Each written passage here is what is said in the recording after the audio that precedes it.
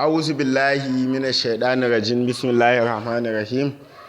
Dukan yabo da godiya su tabbata ga Allah subhanahu wata'ala. Aminci da jinjina su tabbata ga manzon Allah sallallahu alaihi wasallam da alayensa da sahabbansa baki daya. Bayan haka yan uwa, muna muku sallama wa hiya assalamu alaikum wa rahmatullahi ta'ala wa barakatuhu.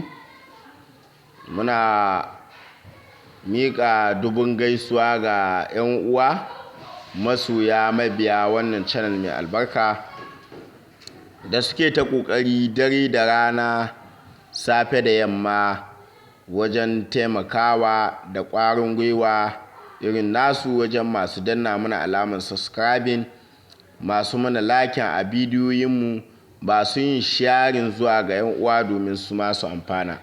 To muna godiya Allah ya saka ma kowa da alkhairi. Bayan haka yan uwa, insha Allahu a yau ga mu dauke da muku da magani na farfadiya da izinin Allah ta'ala.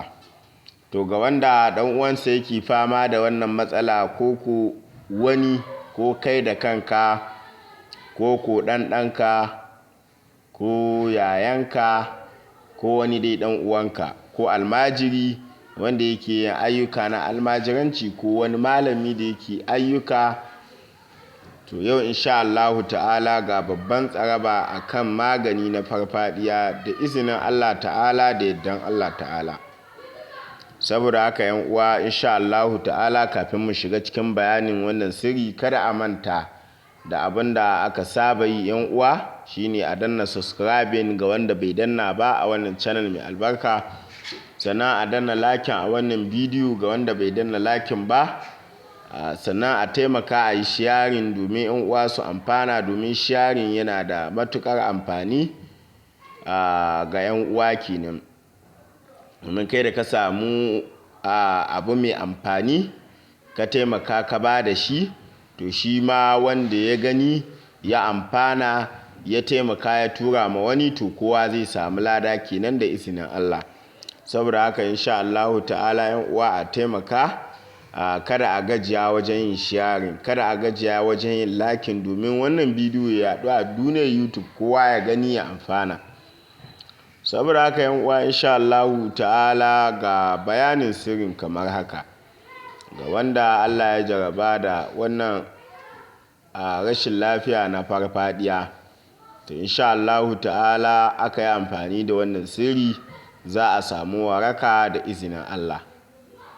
Saboda haka Allah shi ke warkarwa. Idan aka bi ta wannan aya aka yi amfani roƙo ga Allah da magani akan wannan farfadiyan, to za a samu waraka da izinin Allah. Saboda haka yan uwa, kada a ji komai, a ɗauki wannan sirri a yi amfani da shi. Hakika insha Allahu ta'ala za a samu waraka kamar yadda mu ma muka yi amfani da shi, kamar yadda duniya ma take amfani da wannan sirri. Domin yan uwa, idan suka duba sirrukan da muke kawo, sirruka ne na manya-manyan malamai da suka rubuta a manya-manyan littattafansu. To kaga irin wannan sirri ba za a ce mutum guda ma ke amfani da shi ba, ko a ce mutum kaza, sai dai a ce duniya ne take amfani da shi. To saboda haka insha Allahu ta'ala kai ma a yau ka samu, kuma ka ɗauka ka yi amfani da shi, sannan a rubuta a ajiye, domin tana da fa'ida wannan aya da izinin Allah. Da fari, wanda yake fama da wannan lalura na farfadiya, to a kullum idan za ya kwanta sai a karanta mashi wannan karatun kafa 3 a tofa masa. To insha Allahu cikin sati 2 ko sati 3 zuwa wata guda, to za a ga yadda Allah zai warkar da shi daga wannan lalura da take damun shi da izinin Allah. Lallai insha Allahu haka abin yake da izinin Allah. Karatun shine qulillahu azinna lakum am alallahi tabtarun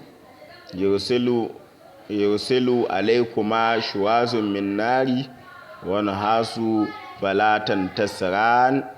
Ya ma'asharal jinni wal insi in istada'tum an tanfuzu min aqbaris samawati wal ardi fanfuzu la tanfuzu illa bisultan fa bi ayyi ala'i rabbikuma tukazziban qala hasa'u fiha wa la tukallimun.